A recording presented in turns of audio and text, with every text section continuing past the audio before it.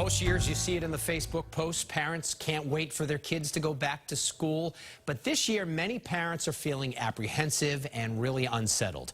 I spoke with Dr. Mallika Marshall last week on how parents can address their own stress.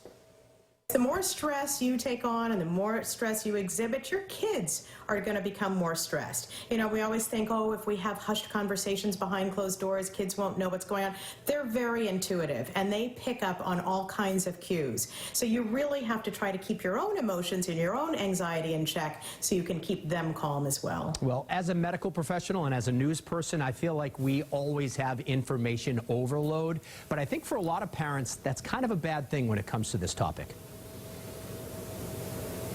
It is because, you know, obviously you need to stay informed. You need to be up to speed on the pandemic and what your, school reopening plans are. Plus, there's the economy and there's the upcoming elections and local happenings around town. So yes, you need to stay informed, but you shouldn't drown in it. So you really do need to limit how much television you watch. I know my mom tries not to watch the news after 7 o'clock at night. Limit the number of articles you read. Limit the amount of social media that you get involved in, and really just kind of consume media in small digestible doses, just like our segment today. All right, so now we know that your mom watches us at 5 and 6 but not at 11, and that's okay. We're okay with that. You also say that's okay. You say don't dwell on the future, really focus on what we can do right now. That's right, because none of us really knows what the future holds, but we know what we can do now to protect ourselves and our families and our communities. We know that it's really important to wear masks when we're out and about. We know that it's really important to socially distance, and we can teach our kids to do the same. So we do have some power and control over that.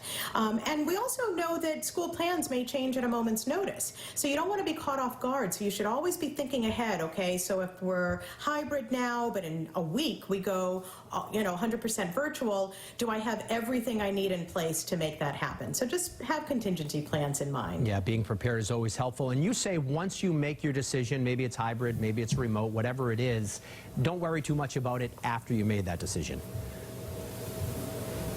That's right, because you really have to go easy on yourself. Just trust that you are making the right decision for your kids and your family in this moment. And you have no control over what's going to happen, and I don't want you to sit there and regret, oh gosh, I shouldn't have sent them to school. No, you are doing what you need to do right now for your kids and your family and their safety, and you're not going to second guess yourself if something unforeseen happens.